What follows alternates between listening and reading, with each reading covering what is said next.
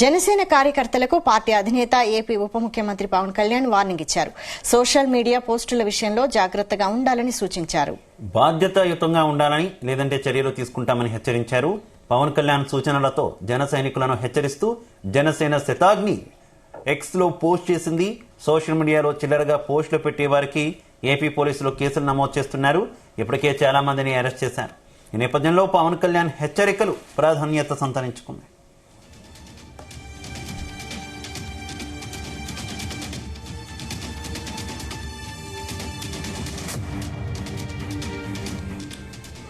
ఇక జనసేన తీసుకున్నటువంటి నిర్ణయానికి సంబంధించి, అలాగే అభిమానులకు ఇచ్చినటువంటి సూచనలకు సంబంధించి మరింత సమాచారం మా కరెస్పాండెంట్ నాగేశ్వరరావు అందిస్తారు. నాగేశ్వరరావు,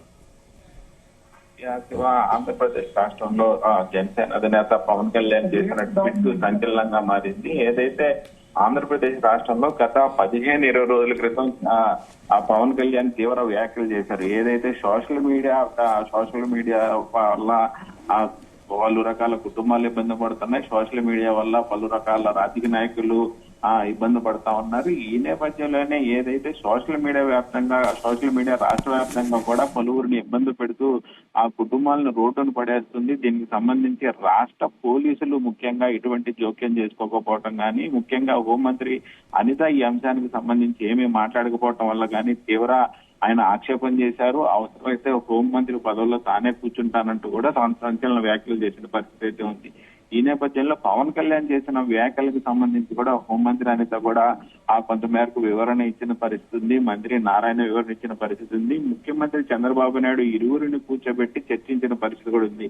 ఈ నేపథ్యంలోనే ఏదైతే రాష్ట్ర వ్యాప్తంగా కూడా గత వారం రోజులుగా ఆ సోషల్ మీడియాకు సంబంధించిన కార్యకర్తలు సోషల్ మీడియాకు సంబంధించిన కార్యకర్తలు మొత్తాన్ని కూడా అరెస్ట్ చేస్తున్న పరిస్థితి ఉంది.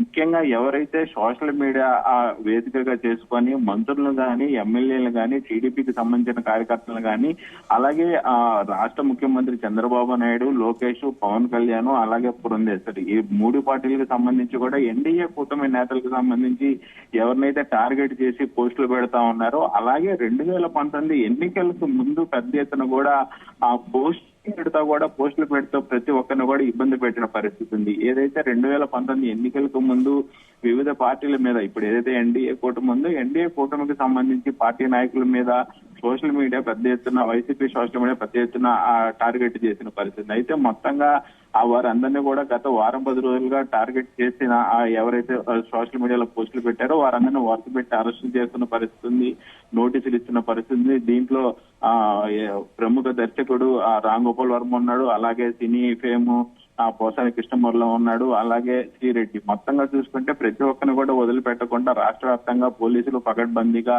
దాదాపు 1600 మంది నుంచి 1000 మంది దాకా పోయింది. ఇప్పుడు అందరికి కూడా నోటీసులు ఇస్తున్న పరిస్థితి. ఈ నేపథ్యంలోనే ప్రతి ఒక్కరు కూడా ప్రశ్నిస్తున్నది ఏంటంటే, జనసేన పార్టీ అధినేత పవన్ కళ్యాణ్ గాని, అలాగే టీడీపీకి సంబంధించిన ఐటీడీపీ సోషల్ మీడియా గాని, వీళ్ళంతా కూడా పెద్ద ఎత్తున వైసీపీ నాయకుల మీద పోస్టులు పెడతా ఉంటే వారిని ఎందుకు అరెస్ట్ చేయరంటూ కూడా గత 3 రోజుల నుంచి పెద్ద ఎత్తున కూడా ప్రశ్నలు ఉత్పన్నమవుతున్న పరిస్థితి అయితే ఉంది.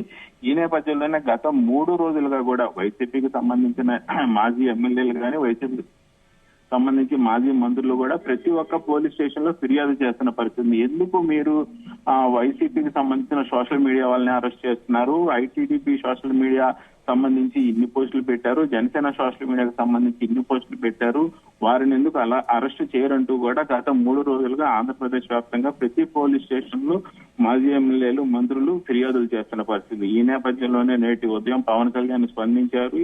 సోషల్ మీడియాకు సంబంధించి జనసేన పార్టీకి సంబంధించిన సోషల్ మీడియా ముఖ్యంగా ఎక్కడా కూడా చెడుగా రెస్పాండ్ అవ్వద్దు, చెడుగా టార్గెట్ చేయొద్దు, మంచిగా వెళ్దాము, ప్రజలకు సంబంధించి మంచి చేద్దామంటూ కూడా ఆయన ట్వీట్ చేయడం పట్ల కూడా సంచలనంగా మారింది. ముఖ్యంగా ఏదైతే జన సైనికులు ఎవరు కూడా సోషల్ మీడియాను వేదిక చేసుకొని ఎవరిని కూడా అసభ్య పదజాలంతో దూషించవద్దు, అలాగే శతాగ్ని ఇచ్చినటువంటి సూచనలో త్వరలోనే social media abuse protection bill కూడా వస్తుందని తెలిపినట్టు కనిపిస్తుంది కదా.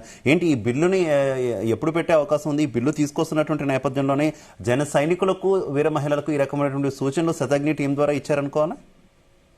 ఖచ్చితంగా శివ, ఏదైతే శతాగ్ని టీము పెట్టిన పోస్టు మేరకు కూడా ఇప్పటికే రాష్ట్ర వ్యాప్తంగా వైసీపీ సోషల్ మీడియాకు సంబంధించిన నాయకులు కానీ, అలాగే విడిగా సోషల్ మీడియాకు సంబంధించి కానీ కొంతమంది టార్గెట్ చేసి పోస్టులు పెడుతున్న నేపథ్యంలో వారందరికీ సీరియస్ వార్నింగ్ ఇస్తూ కూడా పోలీస్ శాఖ ముందుకెళ్తున్న పరిస్థితి. దీని మీద ఆంధ్రప్రదేశ్ ఇంటెలిజెన్స్ వ్యవస్థ ప్రత్యేకంగా దృష్టి పెట్టి అడుగులు ముందుకేస్తున్న పరిస్థితి. ఈ నేపథ్యంలోనే పవన్ కళ్యాణ్ గానీ ఎన్డీఏ కూటమికి సంబంధించి రాష్ట్ర ముఖ్యమంత్రి చంద్రబాబు నాయుడు గానీ మొత్తంగా ఒక కీలక నిర్ణయం తీసుకున్నట్లు తెలుస్తా ఉంది. అది కనుక అవలంబిస్తే ఖచ్చితంగా వైసీపీ, టీడీపీ, జనసేన, బీజేపీ ఎవరైనా సరే సోషల్ మీడియా వేదికగా పోస్టులు పెడితే ఖచ్చితంగా వారి మీద కేసులు నమోదయ్యే అవకాశాలు కనపడుతున్నాయి.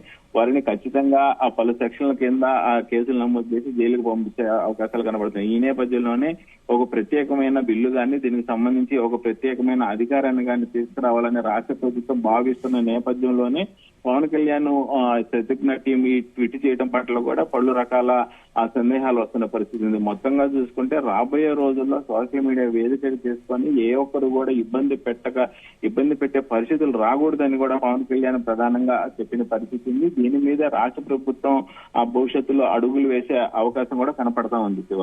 Okay, thank you.